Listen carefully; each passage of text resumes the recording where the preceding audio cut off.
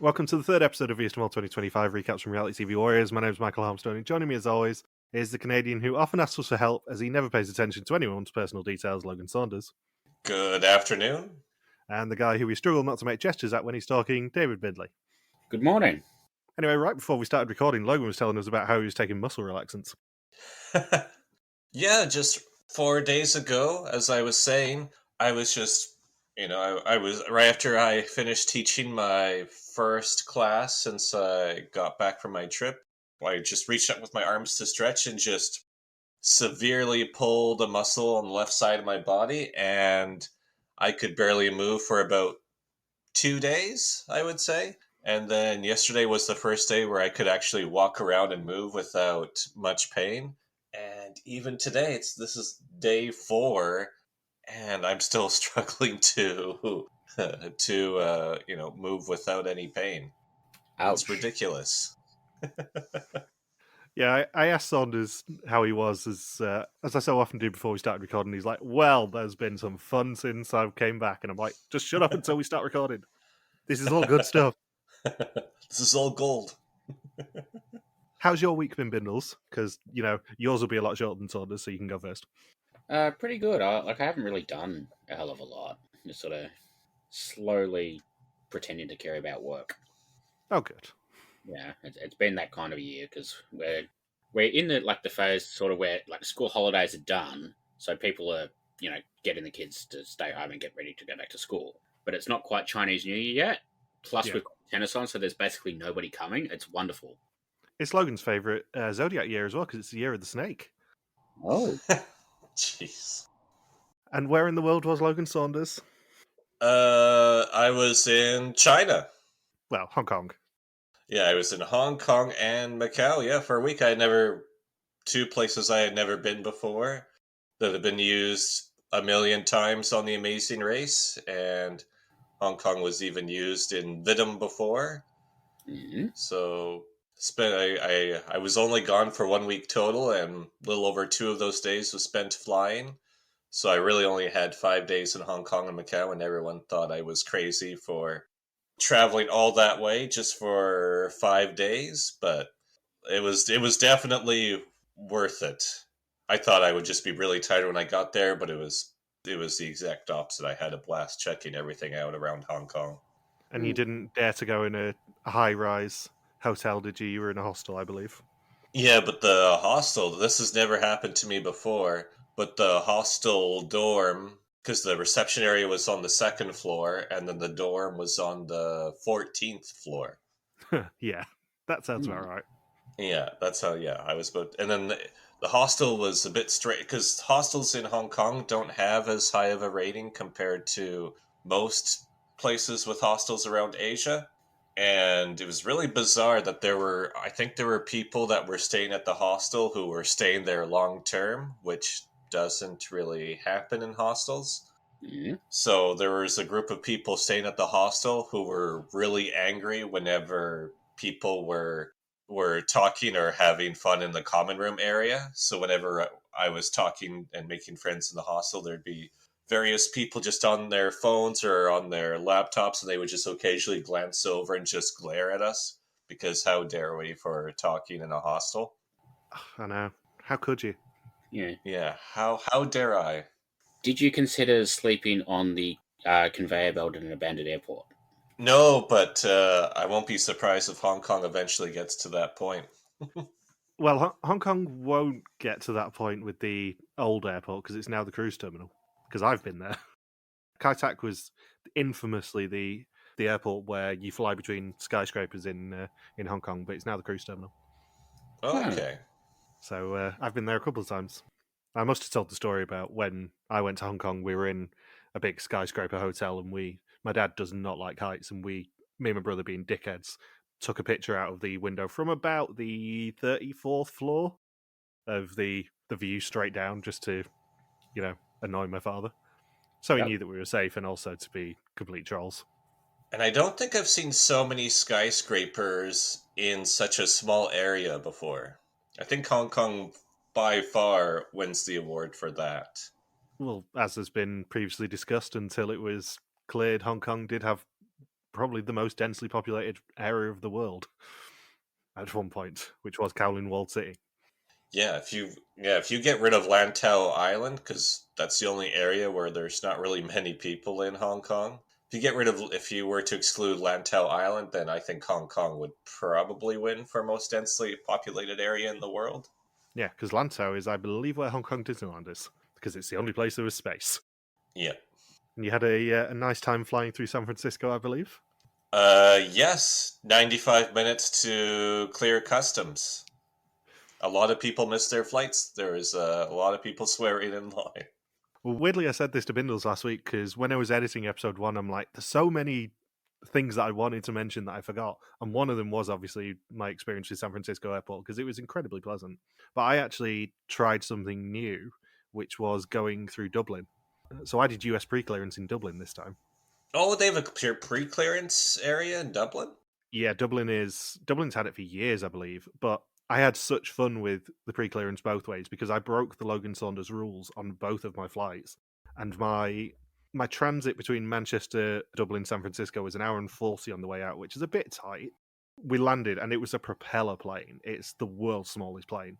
And we had to wait for a bus and we took off half an hour late. So I'm like, oh my God, I've got like an hour to clear US customs. This is not going to work. I'm going to miss my flight. Fuck. Sprinted through the terminal when we got there, got to the Dublin immigration desk, and they said, where are you going? I said, the US, and just said, go on through then. Didn't even check my passport. Sprinted to US pre-clearance. I was through in like 5 minutes because they were really efficient there, and there was nobody there in Dublin. On the way back, even tighter connection, I had an hour. You crazy?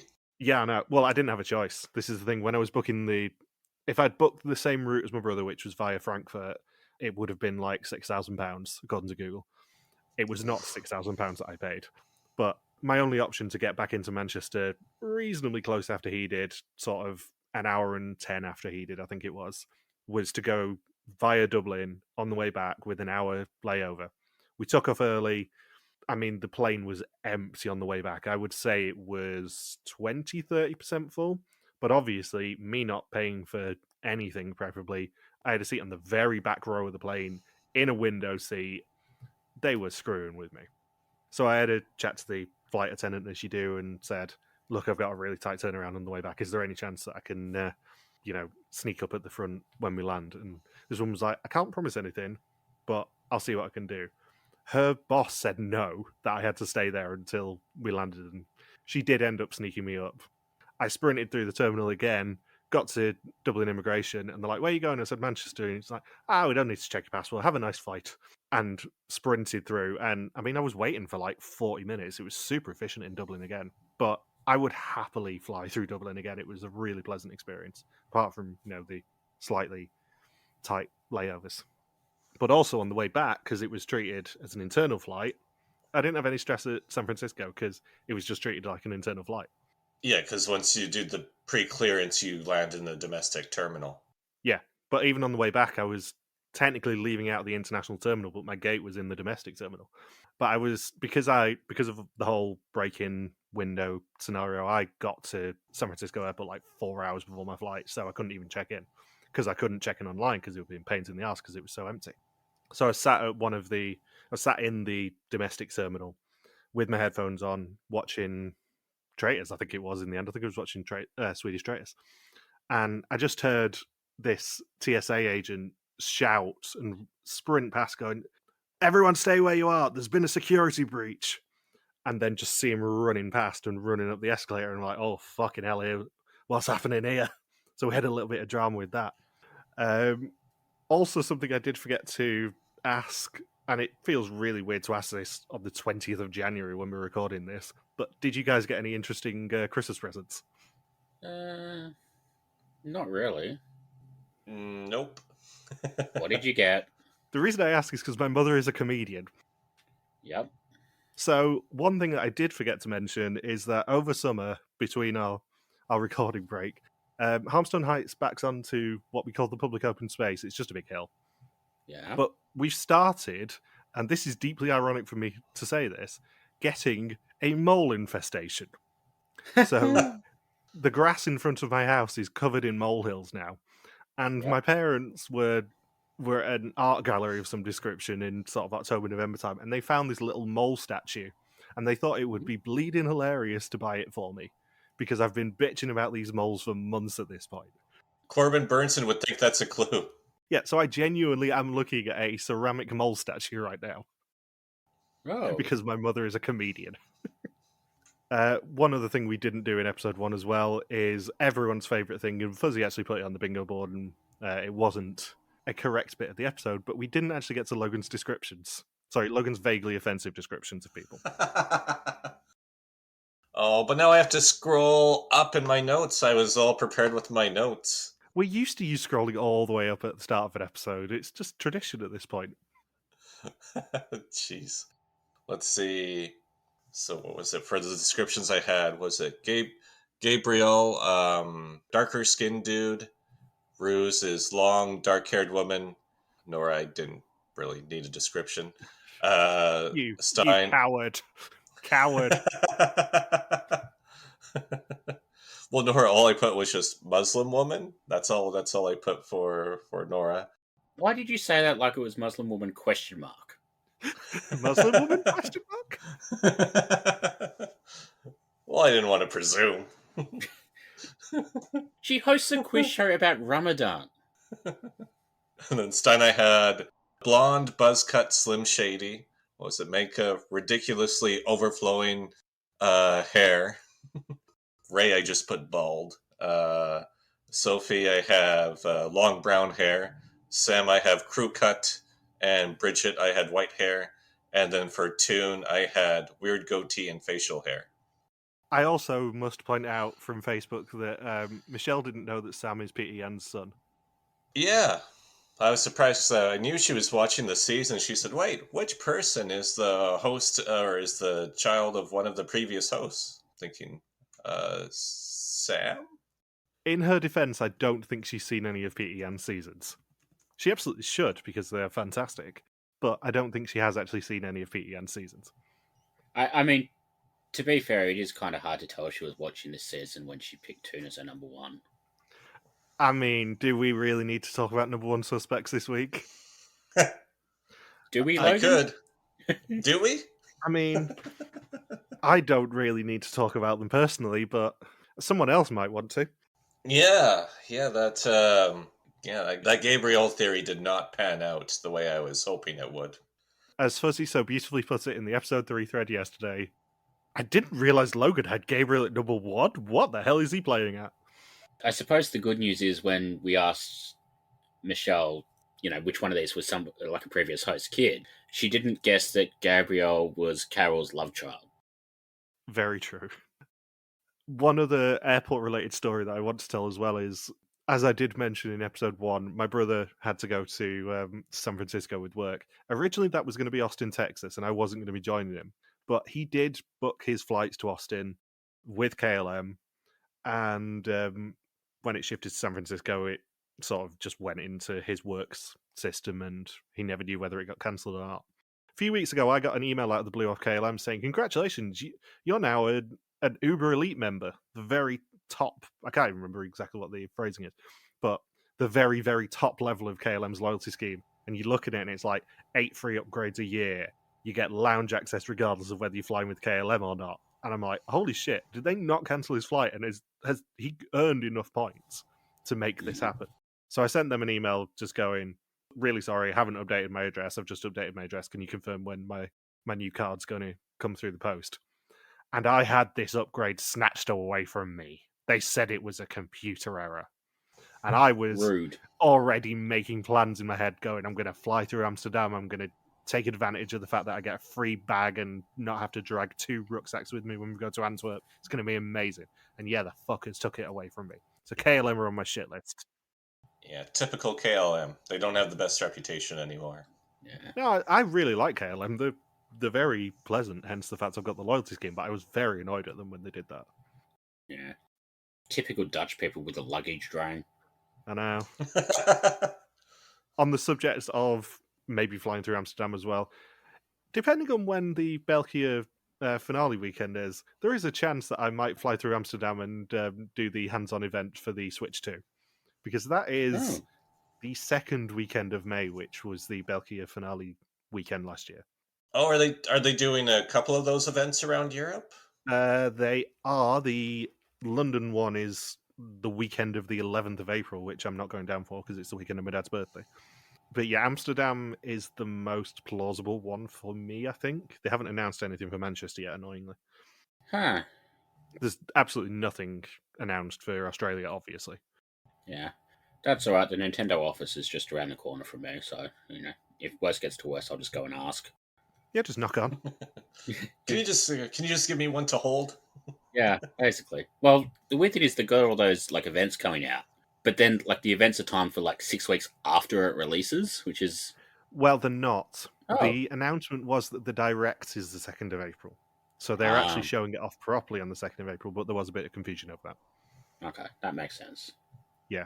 You're not the first person to get confused by that I've seen. It was a bit weird that they put the announcement out basically the same day the Donkey Kong Country remake came out. Yeah, and everyone knew it was going to be that as well. That's the hilarious thing. Everyone knew it was going to be that day they announced it. So New York is the 4th to the 6th of April, which presumably will be at the Nintendo store. Yep. LA is the 11th, the weekend of. Dallas is the 25th. Toronto, Paris, London, Milan, Berlin, Madrid, Amsterdam. Oh, it is doing Melbourne. It's doing Melbourne that weekend as well, the 10th and 11th. And then Tokyo in April, Seoul at the end of May, and Hong Kong and Taipei at later dates. When is the Toronto one? April 25th to 27th. All right. You're home for Nintendo news. Anyway, let's get to more pressing matters. There has been a Pieter Jan-ker Samble. Yes, there has. What was the offer, Bindles? So, as we know with bingo, every week I get bored, and when I first started, I was basically just colouring in the squares, and then I got bored and decided to just do pictures, just to be a troll. And last week when I saw the karaoke challenge in the preview, I'm doing karaoke pictures. I don't care, whatever else it is. So I offered to Fuzzy to try and guess what the pictures were. Without telling her that it would be karaoke themed. Yeah, I told her, I'm choosing the pictures based on the preview. I didn't tell her that it was going to be karaoke or whether it was going to be something else. I told her, I'd shown you what the pictures were. I basically told her if she can guess either of them correctly, and she can get 2 free corners on the bingo board for next week. But if she doesn't guess either of them right, she loses 2 corners. Yeah, emphasis on the word correctly there, because we are going to be very strict on this, and it has to be the correct choice for green or the correct choice for red. Yes. If you mix them up, you don't get anything. Yeah, and obviously, like with all the other Pieter Jan-ker Sambles, she has the choice not to do it. Yeah. She did do it, though. Yeah, oh yeah, of course she did. Because she didn't want Logan to call her a chicken. Can Canadians? Can Canadians cluck? Ooh, who's clucking Saunders? After episode 1 where I called it Can Cormorants Bleat, I'm not doing Can Canucks Cluck. Clucks for bucks. Just call it Who's Clucking Saunders. So I have a response from Fuzzy. She's saying she's picking the Demol België Carpool Karaoke Challenge as the green picture, and James Corden Carpool Karaoke as the red picture. Which would have been very good choices. Yeah. Except... Yeah, she wrong. Yeah, she wrong. She wrong! Because I have used the Demol België Carpool Karaoke Challenge, but it's for the red picture. Yeah, unfortunately, them's the rules. Yeah. So this week's pictures, the green picture is the karaoke challenge from Georgia with Simona Wyman's miming Paradise by the Dashboard Light, and the red picture is the Dashboard Light from the Note Diabolique challenge, which was a big red light on the dashboard. So, sucks to be you, Fuzzy. Yeah, unfortunately, when Bindles told me this, we may have laughed a lot that you had managed to fumble it in the most fuzzy way possible. Yep. And final bit of pre-episode admin, who were your suspects last week apart from Michael, John, Olche, and Linda? Did you see that or not? Yes, I did. Good. Just making sure, because you didn't actually comment on it. I was quite proud of that. Oh yeah, I meant to share it, but then my Wi-Fi really sucked in Hong Kong. Yeah, you never you never actually acknowledged the wonderful joke that I did there. No, I had a really good laugh over it.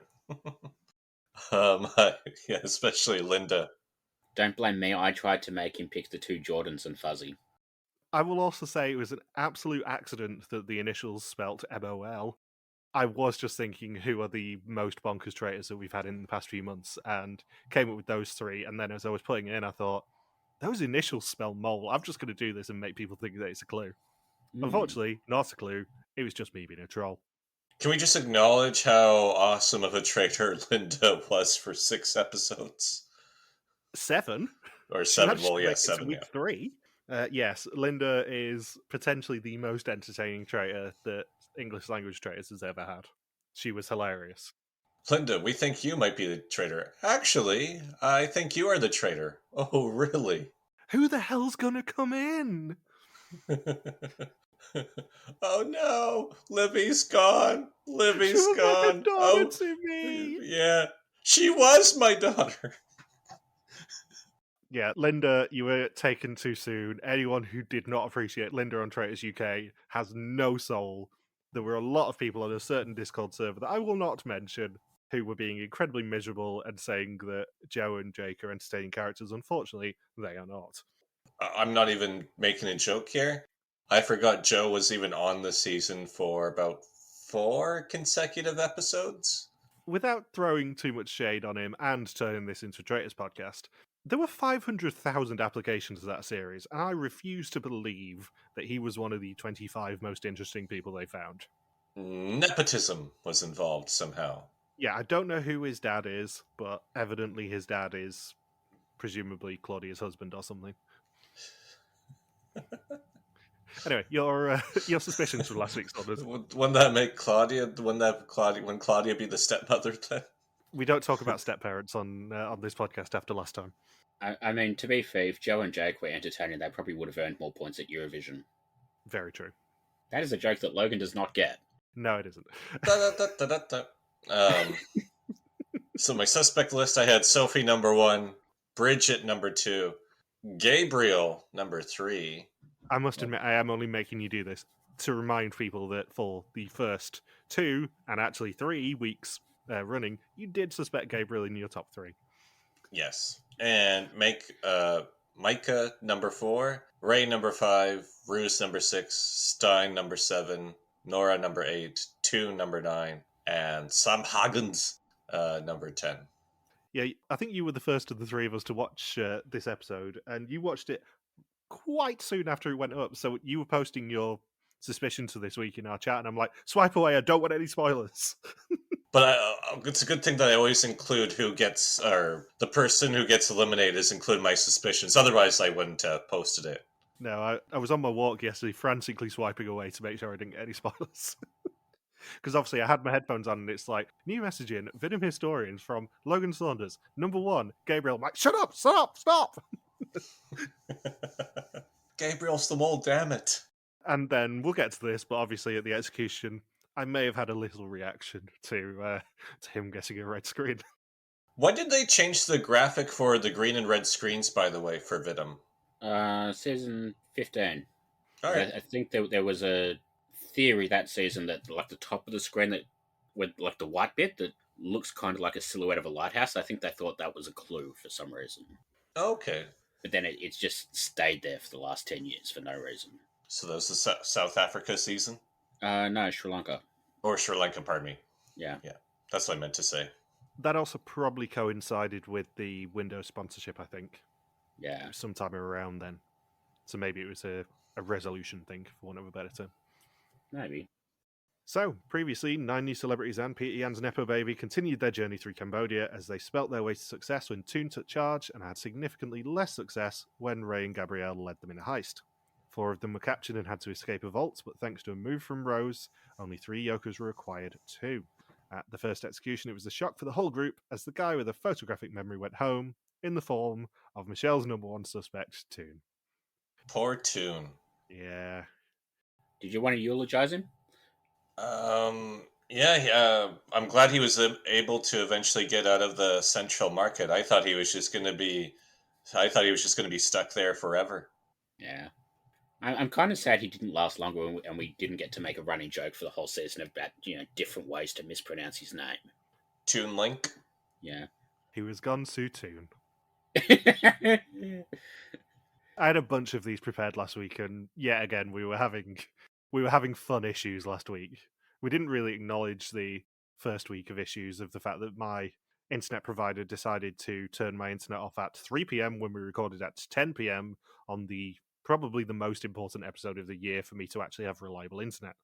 So we had a hell of a time with me on mobile web. Yep. And then last week, I'd moved my microphone and I was slightly off mic for the entire thing, which was great. Yeah, I was going to listen to everything that happened to him, but I kind of tuned out. So we begin as we did last week with a briefing of the mole, and Rick saying, You are playing a double role. You are a kandidaten and a mole. Make sure the candidates see you as a fellow kandidaten. Okay. And that you are the mole is not written on your forehead. I already think that when they look at me they know, but that's not true. I think Saunders has also missed the fact that I have decided this season, just for fun season, because it annoys certain people, that the mole's voice, when I dub it over, is Welsh. Okay, Charlotte. Yeah, I was going to say, I must point out, I did this joke before making the Traitors connection, and I have now decided it is the most suspicious of all the accents. Yeah. It's good news for fans of Toon Jones. I wish they would have that. I thought there was going to be a challenge where the word mole was going to be written on somebody's forehead. Yeah, I was fully expecting something like that to happen. Yeah. And the episode title is The Right Way of Seeing. It's day 4 in Phnom Penh, and everyone is toasting to surviving the first execution. And Stein says everyone was relieved, but it was a bit loaded because people suspected Toon, and he's also a really nice guy. Apparently he had a photographic memory. Never came up. Unfortunately, it was a photographic memory for the wrong people. Yeah. Stein and Rose both tell the group that they use their yokers, which we know is true, but the group don't necessarily believe them. Sam says he wants information from Maaike in exchange for her yoker, and she suggests he hide it from her where the sun don't shine, to which he says he already has. The least sanitary yoker in Vidum history. I must also point out that I did resist the urge there to put a reference to that as either of your intros this week. Yeah. I don't know that it's the least sanitary yoker in history because Tigo had some. Yeah, and he only touched it with his hands. Yeah. Sam's touched it with his Haggans. And on the hiding stuff up your ass joke, I really could have used you telling me that you'd been on muscle relaxers a bit before the episode started, because I would have rewritten it if you'd told me that. It's Phnom Penh, not Phnom Poppers. And to end their time in Phnom Penh, it's a nighttime assignment at a karaoke bar, which always bodes well. Rick says they're going to be randomly picking Dutch words and have to pick a karaoke song to portray that word with. I like the setup where, like, Gabriel gives us the confessional, the one time we actually hear him in this episode, where he's like, hey, this looks horrible. I like those vibes. And he quoted KK Kendra from Amazing Race 6 by saying, oh, I saw a kind of ghetto-like street. And I was thinking, Gabriel, I don't think Kendra's the person from reality TV that you want to be quoting. They just keep singing and singing. They just keep singing. Yeah. And in Ethiopia, they just choose to sing. I find it refreshing. We are really straddling the line here. Each correctly guessed word is worth up to €300, but if they don't sing in tune, they will lose some of that money. He was eliminated last week, Michael. Exactly. If he had not gone first, we would have had so many tune jokes here. This is just a missed opportunity. Yeah. Missed opportunity. Jesus Christ. Again, I had so many of these prepared last week, and we just didn't have the time to get to them all. Yeah, it's a shame we didn't get to play Name That Tune. I have a question, Logan. Yeah. When you were on muscle relaxants, did you lubricate your throat a bit? How else did he hide the yoker? Also, I love that there is a non-zero chance of this joke paying off, given that hopefully Jill is going to give us some yokers this year. I was thinking, did Marika, was that too literal of a translation, or was that an accurate translation for what Rick said? I think it was probably an accurate translation because they all laughed. Yeah. Poor phrasing, Rick. Phrasing, Cyril. Phrasing. Yeah. I heard that line and I was like, the fuck one was 2 years ago. Keep up. Also, he weirdly sings part of his intro, and I couldn't work out why, like, aside from the obvious Josh. But it just seemed like completely random. I think, given what we saw later in the episode, I think Rick may have had a few beers while he was waiting for them. Because he definitely had a beer by that laptop. Yeah. In my first favourite bit of this challenge, because obviously this challenge is amazing, how was Bridget picked first? Someone volunteered her. Yeah, Rick says, who's going first? And Sam immediately goes, Bridget! Throw her to the wolves. It was a Sam Hargan's dick moment. And then she compounds this by singing a song by her ex-boyfriend, to which Sam cannot stop laughing at this. Even worse, it's her ex-boyfriend's dad. Oh, is it? Even better. Yeah. So, apparently Andre Haas was, I don't know. He's, basically Dutch. Engelbert Humperdinck sort of level. He's basically Dutch, okay. He's basically Dutch. And I love this episode already, and we're not... Well, I was going to say we're not that far in, but we really are in the recording. Yeah. So, anyway, the dad is sort of very well known, but his son's a singer as well. And Bridget basically banged his son while his son was with another woman or something. Yeah, so Bridget is the other MILF. Okay. Which is kind of odd when you realise that she was, I think 20 years older than he is. I feel like Bridget has some very interesting stories that we really haven't been made privy to yet. Yeah. I just love that, she sings the song about secrets, and when they get it wrong, Rick's sort of like, well, it was secret, and then everyone was like, oh, and then Stein was like, secret? It wasn't a secret. Everyone knew. Yeah. Stein was, very, stealthily funny this episode. Yeah.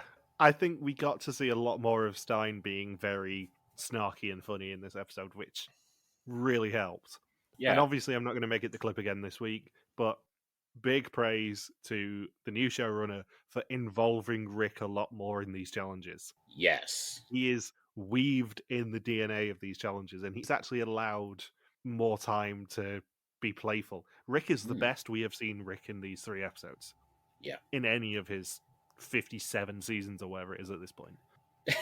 He should have introduced the challenge by singing the Macarena for old time's sake. So Nora is up second and tells us that they can't make gestures to portray what the word is, and she chooses to sing, I want to break free. They choose about 50 different words while Nora sings, but then end up getting the word breakout correct. The €300 gets multiplied by the percentage that she sung in key, and unsurprisingly, that percentage was 17%. So they get €51. It was very much like watching Pointless and having somebody guess correctly and it's still being something that 100 people said. Yeah, I mean, the inspiration for this, as we talk about a lot with Belkia, was the game show Sing On, I presume, which did exactly this. Arguably with slightly better singers than everyone apart from Maaike is here. And, Nora was so out of tune compared to Freddie Mercury. It was more like Freddie Pluto. Da-da-da-da-da-da. Da-da-da-da-da-da. Just get a new jingle for saunas. Hey, a yoker. No, that was if it was Freddie Uranus. Gabriel makes a point about, he makes some sort of comment about satisfying ants. And I'm like, wow, the budget cuts have even hit Logan's horse collection now. Yeah, there was a guess from Thomas that I would make Logan's intro something to do with Gabriel's quote about ant fucking, and I'm like, no, I'm not even touching that. Not with a barge pole.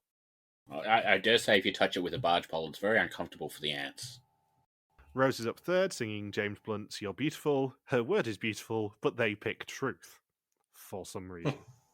Maaike gets the word feeling, and she chooses Flashdance What a Feeling. A, absolute tune. B, brilliant choice. And she is the only person who can actually sing in this entire group of 9. Also, a funny little thing that only I noticed. Before Maaike picks her card, Rick shuffles the little basket that's got all the cards in it. But the basket is so small and the cards are so big that they do not move.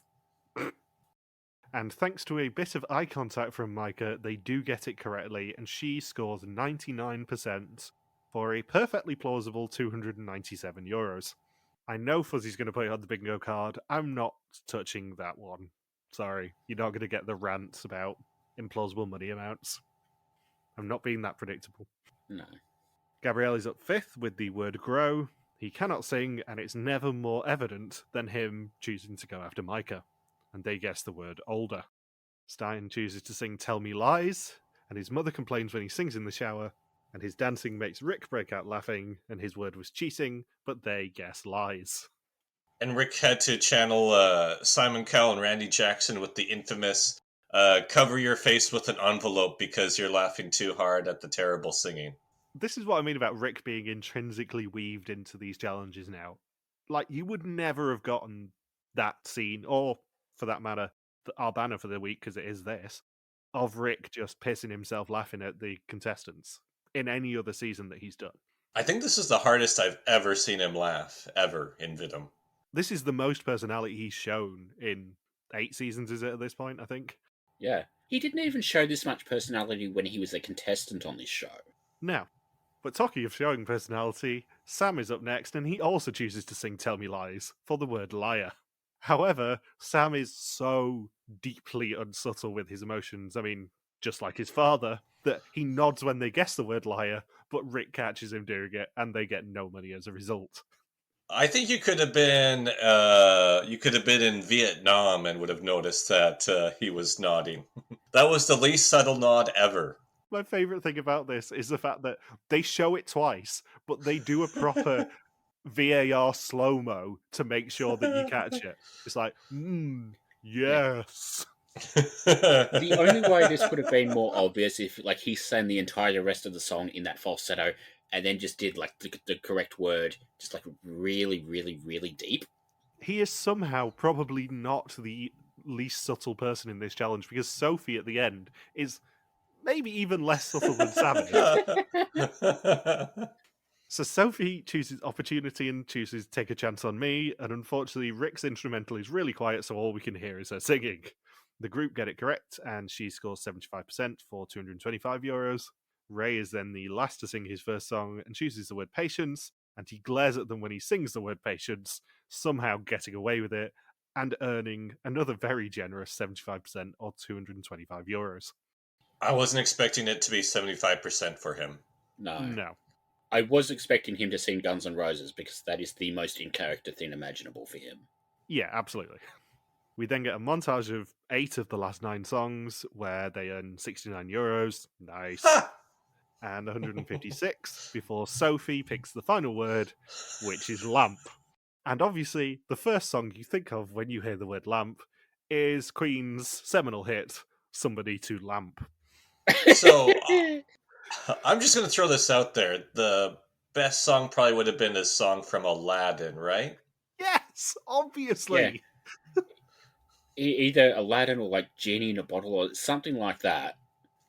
But not Somebody to Lamp. There wasn't a rule against that, right? Like, you could just incorrectly sing the lyrics. No, there was a rule that you had to sing the right words. Oh, Yeah. okay. So she was... Because otherwise they would have just played charades. Yeah. So either she was trying way too hard to be the mole, she is the mole, or she was drunk, or all three. I suspect it was probably the latter. Yeah. Because it's so unsubtle that even Sam says that it was very suspicious. And Sam was drunk. Yeah. And Rick sums it up that they earned €1,024, although apparently it might have been 1,023. But he's feeling generous, so he's going to round it up to 1,025 of 5,400 for the challenge. I think what kills me is just how many times she kept saying the word lamp. Yeah, when she was singing it, she was kind of nodding and glaring and very loud. Pointing at the sky. I need somebody to lamp. Somebody to lamp. I'm surprised she just didn't replace every word with lamp. Lamp, lamp, lamp, lamp, lamp, lamp.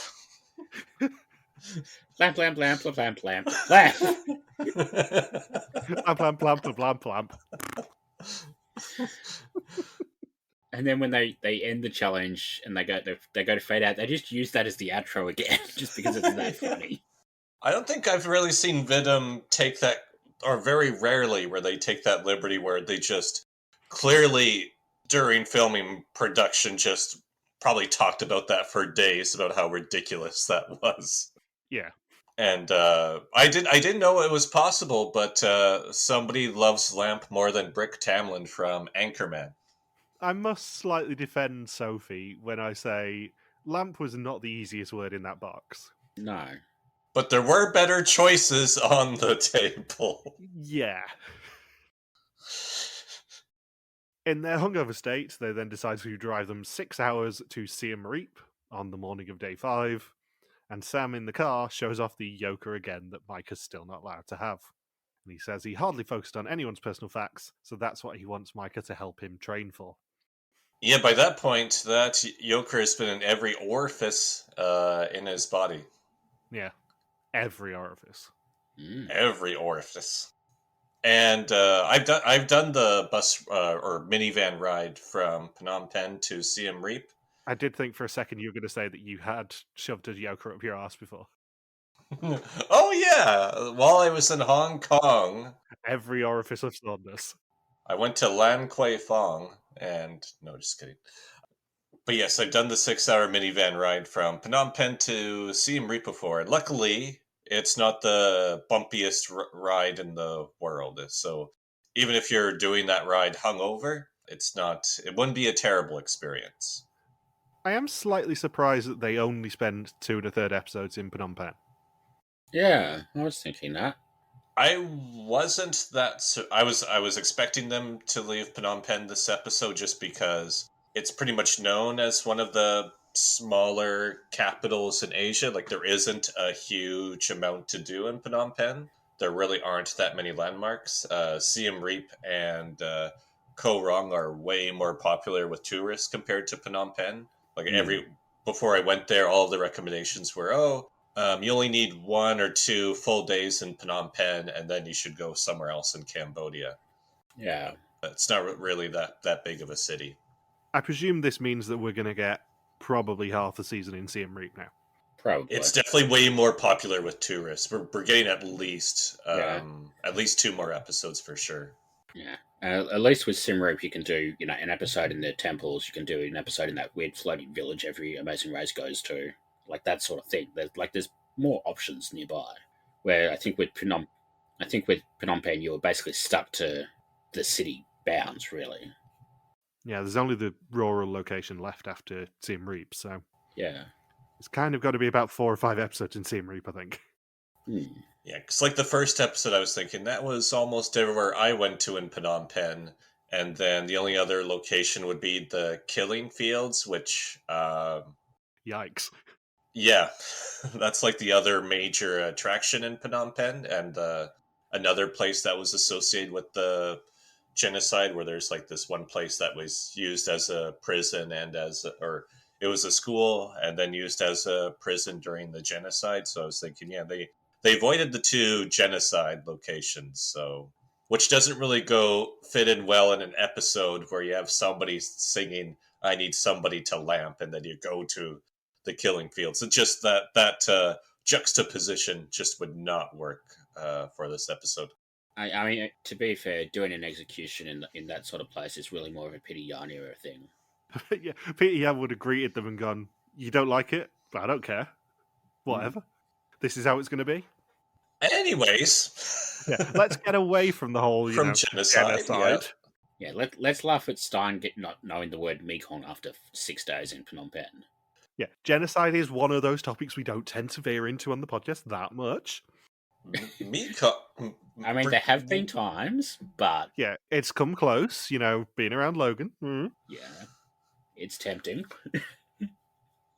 The Mekong, is that a new character in Donkey Kong? So when they get to Siem Reap, they find 9 hotel keys waiting for them in the hotel lobby. And Bridget is so excited that she gets her own room because she finally gets to lie naked on the bed after 4 days. Look at me! She wants to do snow angels on the duvet. Yeah, that's all it cuts to throughout the whole episode. She's not even playing the game at all. Yay! It's tastefully done snow angel images like Bridget's up for murder on Traitors. I was picturing like the scene from American Beauty or something. Well, you know how people always comment on Traitors when you have those weird shortlist scenes and there's always someone attractive in a shower or in a bath or whatever? Yep. Bridget's one is just a very carefully done one where she's doing snow angels on the duvet cover. Bridget is one of the few people on Vidim to have not done Traitors as well, may I point out. Wait, well, we just gave production ideas. Yeah. I don't think in Olche season they did the weird kind of semi-erotic B-roll that UK especially loves doing. Oh no, she's doing Michael Jackson. You just have Sophie in her room, tastefully covered by a lamp. Everyone then relaxes at their hotel and they discuss in the pool whether it's the right time to switch treasurer. However, they spot that Stein and Sophie are missing, and 3 of them, as we find out, have cards in their room saying that they won't be sleeping at the hotel this evening. This is then confirmed at their evening meal as Stein, Sophie, and Ray are all missing, and they then realise that it must have been an assignment. No way. No, they didn't. You mean they didn't report them to the Cambodian police saying, "Oh dear God, we have 3 tourists missing in Siem Reap." Yeah, they were last seen at the killing fields. It's really weird. Yes, we are on a game show that has executions. Yes, I do understand how that's confusing. So that's why they changed it from execution to elimination. That makes so much sense. Rick then receives a booty call from the mole, and he says, Hi Mole, I have important information for you about tomorrow's assignment. The candidates will play a which of the 3 and must guess who is speaking the truth to earn €1500 for the pot. So if you want to stop them earning money, you must make it unclear who is telling the truth. Oddly enough, they've done this challenge before. Yeah, a couple of times. 20 years ago. It's a Dutch institution. So they wake on day 6 with 3 missing people still there, and they basically know it has to do with the room keys that they picked. Stein's the first to resurface at breakfast, and he looks like he hasn't slept. Then he's followed by Sophie, and she says they're not allowed to talk. And Ray looks absolutely no different to normal. I just realized something, that it has to be one of the very few times in Vidim where they had an entire day of no assignments for most of the players. The schedule seems very relaxed this season, I have to say, because this isn't the first day where they've kind of let them just relax for a day, I think, already this season. I think it's because Cambodia is such a cheap place to film that they can afford to say, hey, we don't have to try and squeeze a full season into 14 or 15 days. I think there's also an element of the fact that it was probably hot as balls when they were there. The fans were very much on in the karaoke bar, and that would have been probably 9 or 10 at night. Yeah, that could be they didn't want to completely exhaust the contestants. Yeah. So Rick then appears at breakfast and tells them that the 3 people were indeed missing, and it was part of an assignment. 2 of them will be lying about what they've done, and if they pick the one who tells the truth, they will earn €1,500. However, if they pick a liar, that person will earn 2 yokers. The claim that they all make is that they slept at a deserted airport the previous evening, and Rick gives them the basic information. Whoever slept at the abandoned airport was snuck out of the hotel in a tuk-tuk. And also some ended up with the SpongeBob SquarePants shirt in the process. Yeah, I'm assuming that that is pandering to us and referencing our seminal joke from last year of SpongeBob SquarePants. Da-da-da-da-da, papa.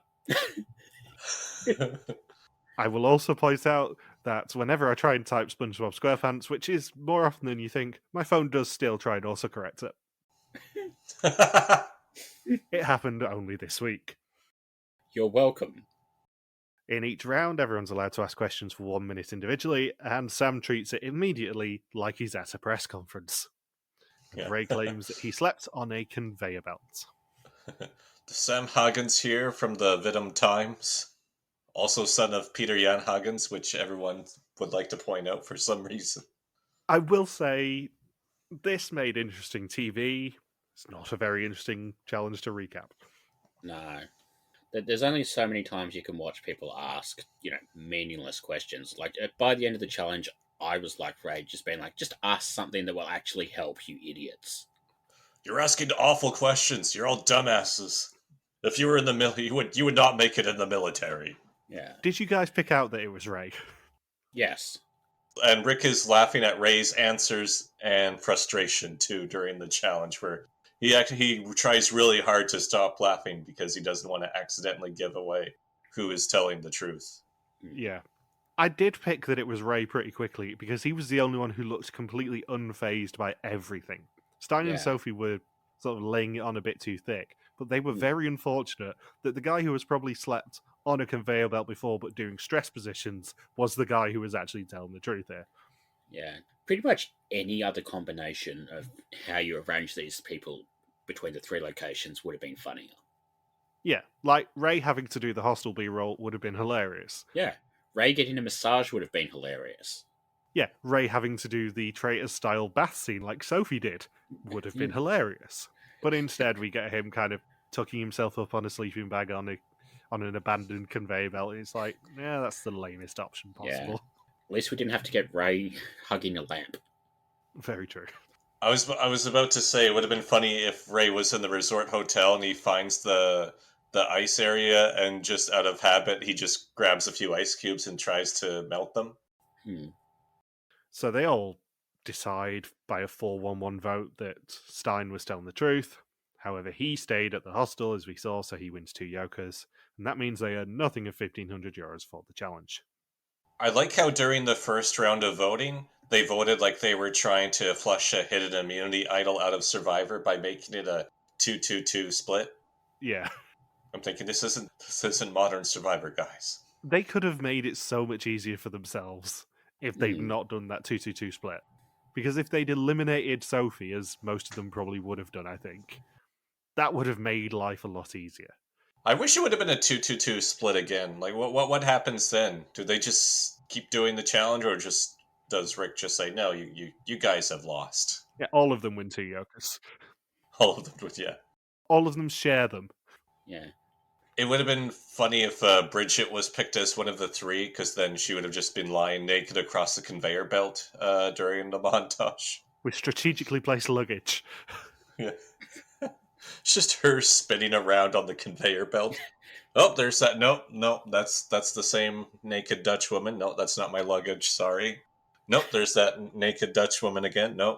I guess my luggage didn't get here after all. Look, suitcases, Big Ben, Parliament. It would have been really uncomfortable if they put her in excess baggage. 2 things on this challenge, though, that I do want to say. Number 1, do you think there was a tell in this challenge for the mole to work out who was actually telling the truth? Or were they just briefed beforehand? I think they were briefed. Rick made it sound like they were briefed, I believe. Yeah. I did think it was interesting that sort of at the end of the challenge, Rose goes really overboard being happy that she was right. And then if you're sort of just looking elsewhere, Maaike just gives Stein the absolute biggest death glare I've ever seen on the show. Yeah. Because, Maaike was a useful idiot for him there. Yeah. Her and Bridget were basically leading the charge for, oh no, it definitely is Stein who's telling the truth. The second part of this is that I do have to point out this is the bonus question for Suspect List this week. Where was the mole in this challenge? Were they being interrogated or were they on the panel? I was nice. I only made it a 2-option one this week. Ray also gets another advantage from being at the abandoned Siem Reap International Airport in that he finds a suitcase with a tablet in it that shows him his reaction to being told whether he's the mole or not. And he's told if he makes it to episode 7, he can see everyone else's reaction who makes it that far. A clue. However, I think it's going to be nonsense anyway, because the mole will surely have been briefed about this when Rick says, you're the mole. Yeah. There's no way he's going to get any concrete information if he makes it that far, which I don't think he's going to. No, I got a feeling he'll be out in the next couple of weeks, which honestly I can't wait for, because like he feels like Ellie loosed with maybe 30% of the charm at this point. Yeah, He's Ellie loose without the self-awareness, I think. Yeah, he's Ellie loose, but played entirely seriously. Yeah. Ellie, for everything you can say about her, at least knew what her role was in this season. Yeah. She knew what she was doing in both Dominican Republic and Renaissance, in that she is cast to be the kind of straight-laced person. Yeah. And she doesn't take herself too seriously in real life. She just kind of knows what she's like in terms of competitive. Yeah. I don't think Ray does. No. So yeah, Ray has 30% of the charm and 0% of the hair. Yeah. On the head. On his head, yeah. Yeah, he's got a huge amount of hair coming out of his arse, but we don't talk about that. Hey, a yoker.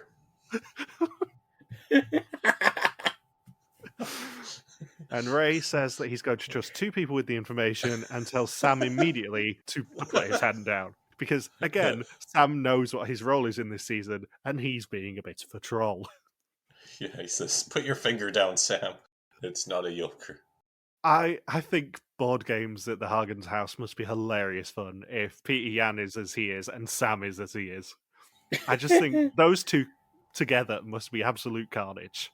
You can just tell that Sam because being a troublemaker around Peter Yan, like, that's just inevitable. Like, if Peter Yan's going to have children, of course they're going to just screw with him as much as possible.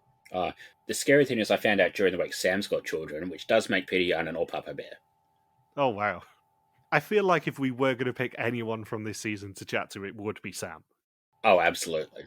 Mainly because he can then pass us on to his father, who's our Vid and White Whale, obviously. Oh god, imagine those two together.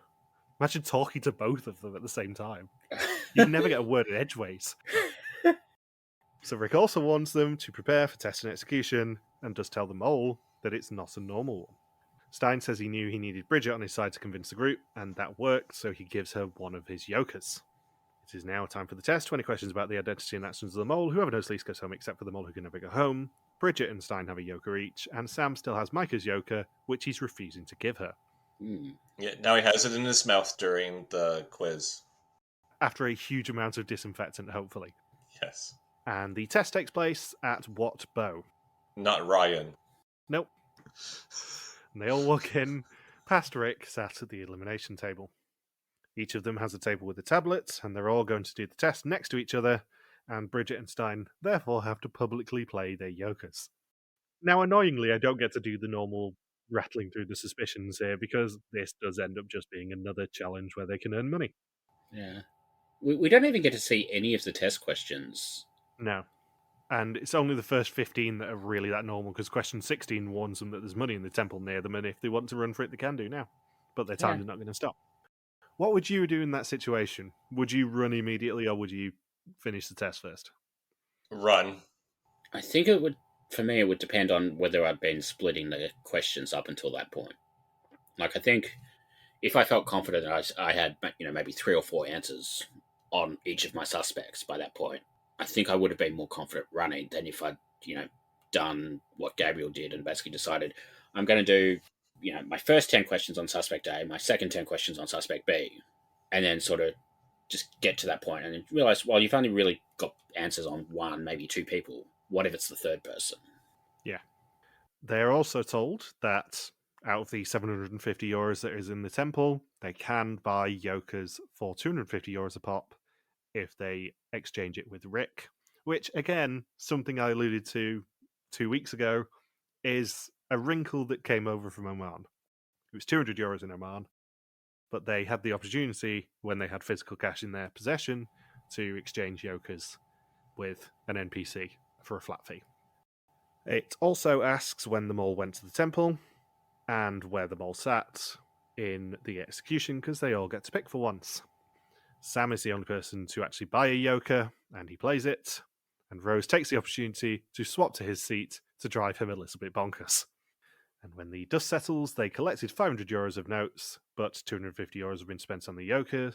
The gong, which needed to be struck by each person for 50 euros a pop, was struck 5 times, earning them 500 euros total of 1,200 for the challenge, 1,525 euros of 8,100 for the episode, and 4,125 euros of 17,350 for the season so far.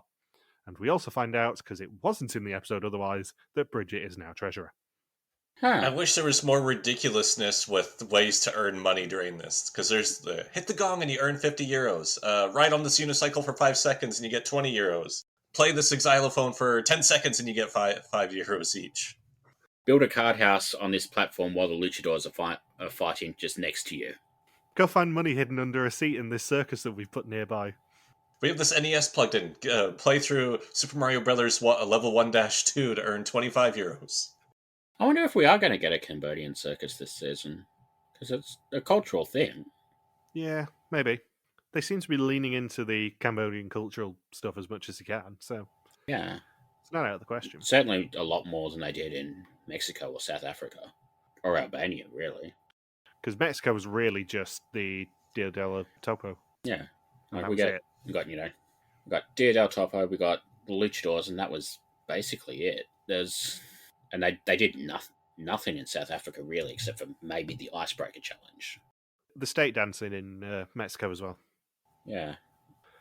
So Ray is the first to get typed in, and it's green. Nora is second, and both Bindles and I predicted that she would go home this week, by the way, Saunders. And hers is also green. And at this point, I'd accidentally looked at how much time was left on the episode before Nora was typed in, and I'm like, oh god, Nora's going, yes, we get it right. And then she gets a green, I'm like, fuck. Whoever's typed in next is going home. If it's someone from my team, I'm going to be so annoyed. And then it's Gabriël, and I might have cheered. Wait, and he is. Oh, I missed it before, but how much money is in the Pol Pot now? Oh god. Saunders. I told you we're not talking about genocide. It's called the pot. How much money is in the pot? And it's a Cambodia season. Of course, we have to say how much money is in the Pol Pot.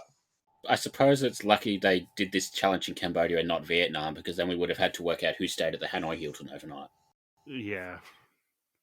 So it's 4,125 euros of 17,350 so far, which I must draw attention to is still over half already of what was available in Dominican Republic after 3 episodes. Yeah. Don't wait for the pot drone. I'm not sure we're going to get one. Hmm. One of the main bits of feedback that they got on Oman was, yes, there was technically a pot drain in that season, but it was done in a way that was avoidable and that the mole couldn't really steer them towards doing a pot drain, and that actually they were a lot more generous with giving them money, and they weren't as stingy as they have been in doing constant bits of minus money. We've only seen one bit of minus money in this season so far. I think there's a chance that we get some sort of, not a pot drain, but a challenge that maybe has a couple of grand of minus money like there was in Oman. But I don't think we're going to get the proper netmall style Apocalypse Now pot drains. I wonder if they've decided if, like, if the challenges are slightly harder and, less obviously winnable, they can afford to say the price is higher knowing that they probably won't get it, compared to the last few seasons where it's felt a lot like, this is the challenge you're going to win, this is the challenge you're going to lose. Like, they sort of know in advance, which challenges they're going to do well and which challenges are basically just completely impossible. So they can sort of guess the last few seasons where, how much the pot's going to be at any given point. Where this season, I feel like they're sort of maybe not as predictable, but like you can sort of, how do I put what I'm trying to say? Like they're allowing for that slow, gradual building of the pot where they know roughly where it's going to be. Yeah, like you're still earning the same amount of money, but because you're less likely to win it in any given circumstance, they can afford to make the prizes sound higher, knowing that it's probably not going to be that high. Like they can afford to say, the price of the karaoke challenge is 5,400 or whatever it was, knowing that not only do you have to get it right, but you also have to sing pretty well, which none of these people can do except Maaike. Yeah. Like, they can say, it was 5,400, but really, they weren't going to make more than 2,000. Whereas I think in the last couple of seasons, it probably would have been 2,000 is the maximum prize, and then they would have come up with some sort of stupid way to limit them to about 600 or whatever. Yeah, without going too inside baseball in it, a lot of these shows have an aimed maximum, and what they have budgeted for and what they're insured for and what's acceptable in that time slot to be won. Yeah. Obviously, there's a bit of wiggle room in that, and there's statistical modelling and all that sort of stuff to work out roughly how much they're going to pay out. But a lot of these shows are insured against a certain maximum amount, which is why sometimes you see challenges where maybe the thumb's a little bit on the scales to rein them in a bit. Yeah. I think Oman got the feedback basically that they were a lot kinder with the availability of the money. They were a lot kinder with not putting minus money in there, and they were a lot kinder with not really draining the pot that much and actually allowing them to have a chance, which I think is, by the look of things, is carried over to this season with the pot. Yeah. I was just, because I've just gone through the Thailand and Mexico seasons not too long ago, and one thing that always really stood out is, like, there were the challenges where you could tell where that production thought they earned too much money, and then just have this absurd pot drain immediately after a successful challenge, and you just knew even before the challenge started, like, this challenge sounds ridiculously impossible to win. Plus, if they lose this challenge, they've been told, oh, they'll lose 3,000 or 4,000 euros deducted from the pot. Yeah. Where you just know, like, this is just, it feels like they're just adjusting the values challenge to challenge. This feels more legitimate, that they just know roughly how much they'll likely win, but they're not tinkering with the challenge value week to week or challenge to challenge. Yeah, we've talked quite a lot on this podcast over 23 seasons as it is of Mole at this point about the heavy hand of production. And I don't feel the heavy hand of production as much in this season so far as I have done in previous Rick era Vidum seasons especially. Yeah. What did you think of Thailand, Logan? Did you know? I just learned about this, but one of the contestants was on Renaissance. So I think that Nadia, I really hope they bring her back someday. I didn't think we were going to actually properly acknowledge this until we talk about Belgia, Thailand. But yeah, Saunders completely forgot who was on Renaissance from Thailand. Yeah. So in our group chat, sort of every episode he watched, he was, doing his like suspect list, ranking everybody. And for about half the season, he knew from Renaissance that it wasn't any of the people in Renaissance, because like none of those people made the finale. But for about half of his watch through Thailand, he had Naja at number 1, number 2, and the actual mole at number 10 or number 9, whatever, like right down near the bottom. Until the finale, where I had the mole as number 1. Yeah, and of course, Bindles and I have our own private chat going, oh my god, he's still not worked it out. He's really shit in the bed here. Like he's hiding a Jan-ker up there. He's still not working out, and this went on for weeks until finally he got it right. Yep. Incidentally, if anyone hasn't seen Thailand yet, go and do it. It is a very, very good season. Anyway, we were eulogising Gabriël before... Were we? Well, kind of, before Logan started making insensitive Cambodian jokes. Yeah. I mean, even this cast doesn't eulogise him in the episode. I know, it's so funny. No. Like, it's just, it just goes, and even the gasp is a silent gasp from all the contestants, which is very fitting. Like, no one even says anything. They just say, oh. Yeah. He doesn't even say much of anything in his exit interview with Rick. I know Logan loves the montage discussion, but, like, he lasted a third of this season, and he gets 2 scenes in his montage and then gets told to fuck off. Yeah, it was like a first boot. And one of those scenes is the scene with Rick telling him he's not the mole, which they did last week for 2. Yeah. The ending of this episode is so wonderfully abrupt, because for some reason it was a lot shorter than the previous 2 episodes. It was 58 minutes as opposed to the premiere, which was 1 hour and 10. Yeah, that jumped out to me too, where I'm thinking, oh, this is one of the shortest Vidum episodes in a very, very long time. And that's because Gabriël goes home. And it's even more ridiculous knowing how much time in the pre-union they spent with him. Yeah, because he just bumped into literally every other person in the cast. Yeah. And also did a rap about a mole, I seem to remember. I loved that was 3 weeks ago and none of us remember anything that happened in it. Well, to be fair, he was on the list that we discussed of people who we reckoned were going to go out very quickly. And, justified. Yep. But Ray's name in this episode is not typed in until 55 minutes into the episode out of 58. And Gabriël gets no goodbye from the cast, really no goodbye from Rick apart from having a chat and saying he was shocked but enjoyed spending time with Ray, because we saw that. He did say he put his entire quiz on one person. Yeah. Moron. And then Rick just says, because Rick says, I didn't expect you to get the red screen today, meaning, did he do really well on the first quiz? And then Gabriel says, well, it happened because I went full on somebody. And then Rick says, are you serious? Like, completely flabbergasted. Are you serious? Are you being serious with me right now, Gabriel? I don't know why we did that voice. Why we did that voice? I did that voice because you did it, and it was stupid, and it was fun.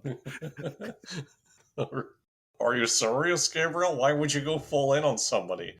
Have you ever seen this show before? And then Gabriel just says, well, I guess it just speaks volumes about my conviction, because I thought I was right. So, yeah, he really channeled his inner Jan on that quiz. He seemed perfectly nice, but ultimately, he's not a loss for the season, and he gone. No, he channeled his inner Jan when he should have channeled his inner Pieter Jan. So, next time, there is a haunted house, and it actually looks good, unlike the weird one from South Africa. They're bringing the blind bad guys from Belgium, Argentina over. Ooh. There's ice cream and lie detectors. And I will warn you for next week, lie detectors are utter horseshit. They can be beaten by anyone with training. The mole will have been trained to do this if the mole is picked as one of those 3 people who are strapped to the lie detector. It's horseshit. But Dr. Phil says lie detector tests are completely credible. So, with Gabrielle going home, Logan has again lost to the first person after the teams were finalised, leaving him with just Nora and Stein on our pool. Well, that was dumb. Yeah, it's not looking good for me. I still have Maaike, Sophie, and Rose. Michelle has Bridget, Ray, and Sam. You didn't listen to last week's podcast. We did describe Michelle's decision to draft Toon first as dumb. I'm going to describe your decision to draft Gabrielle first as dumb as well, because I thought it at the time. We have never had it where 2 of the first suspicions have gone in the first 2 weeks after we've drafted the pool, and it is hilarious to me that it's happened to you guys. In First Suspicions, it is a good week if you are Matt, Onbekend, Molly, or the Dutch public, as Gabrielle was their bottom suspect, and an even better one if you are Fuzzy or Molly, who are leading the First Suspicions with a score of 37, where the minimum is 36. It is a less good week if you are the one person who put Gabrielle first in week 1, not mentioning any names, Logan Saunders, or Christina or James, who joined Logan at the bottom with a score of 47. Just the way he melted that ice, really suspicious. You are, after 3 weeks, Saunders, rock bottom on First Suspicions. You could say I am out of tune. I'm as out of tune as Gabriel was with this game. You really are. Turns out suspecting Gabriel for the ice thing isn't all it's cracked up to be. There is a lot of bum jokes in this episode. Bum bum bum bum bum bum. We're just going to keep doing that all season now, aren't we? Absolutely, it's going to become our new thing. This week's suspicions from the Dutch public are Rose in number 1 with 21%, down 3 on last week. Ray on 16%, up 2. Sophie on 14 plus 3. Bridget on 12 minus 1. Sam on 10 minus 1. Maaike and Nora on 9 minus 2. And Stein on 9 minus 3. Final 2 questions of the week. Who do we suspect and who's going home next? So my suspect list as it stands, I had Gabriel number 1. Ba-da-ba-ba-da-ba. Bridget, Ray, Sophie, Maaike, Stein, Nora, Sam, Ruse, and I think... Oh no, or not Sophie, Lamp, I forgot that's her name. And I think Nora will go home next. Sophie's full name is Sophie Lampenmolen, by the way. Slampenmolen? Or Frankenlamp? No, Lampenmolen's better. Yeah. Who do you suspect, Bindles? So, for the first time in 3 years, I'm switching top suspects. Ooh. I know. Yeah, because you've picked Sam the past 2 weeks. Yeah. So, Maaike. Ooh, interesting choice. Yeah, well, I feel like the whole thing they've been going on about, you got to make it believable that it's you. I think she went with the karaoke challenge. I think she sort of realized, okay, I'm a theatre person. They're going to expect me to sing well, so I'm going to try and pick a song that isn't immediately obvious, the word. And then they got it right anyway. That feels like the sort of thing that would have happened. And, with a whole bunch of clues and other stuff in the last couple of weeks, I sort of, things are coming together for Maaike. Sam number 2, Rose, Stein, Sophie, Bridget, Nora, and Ray. Because it is not Ray after that display. No, I know this is famous last words, but I do not understand why Ray is suspected both second and by 16% of the Dutch public this week. Jesus Christ, what is wrong with those idiots? He's only 5 behind Rose. Rose is on 21 this week. And next week, I feel like it's about the sort of time we get like a surprise boot. So I'm going to guess Bridget. And my suspects are Maaike, Rose, and Bridget as my top 3. And Sam, Sophie, Stein, Nora, Ray, obviously way behind everyone else. Yeah. And I think we do probably need to cut Nora or Ray for the entertainment value of the season. Preferably Ray because, he's boring. Yeah. I mean, Nora, I think, has moments. Ray does not. Yeah, Nora, especially this week, has been a lot more entertaining than she was. Because when she's snarky about the old people, it's very funny. But it's a clear gulf still with those two from everyone else. Yeah, it was interesting when they were in the vans to traveling between Phnom Penh and Siem Reap. How the van that had basically all of the women and Sam in it was a hell of a lot more entertaining than the van that had Nora and Ray and Gabriel and whoever else the fourth person was. Yeah, there's a clear entertainment gulf between my top 6 and the bottom 2 there. Yeah. Unfortunately. I like Nora. On any other season, she'd probably be a lot higher in terms of entertainment value, but unfortunately, she's with a group of crazy people. Yeah, Sticker in South Africa, she would have been the highlight of the season. Yeah. Anything else you guys want to say? No, I'm good. Nope. Any more sort of Cambodian death march jokes you want to get out, Saunders? Or No, I've already used all of my genocide comedic material. Comedic. Note the quotations around comedic. No, comedic is what I said. I didn't even... That took me off guard.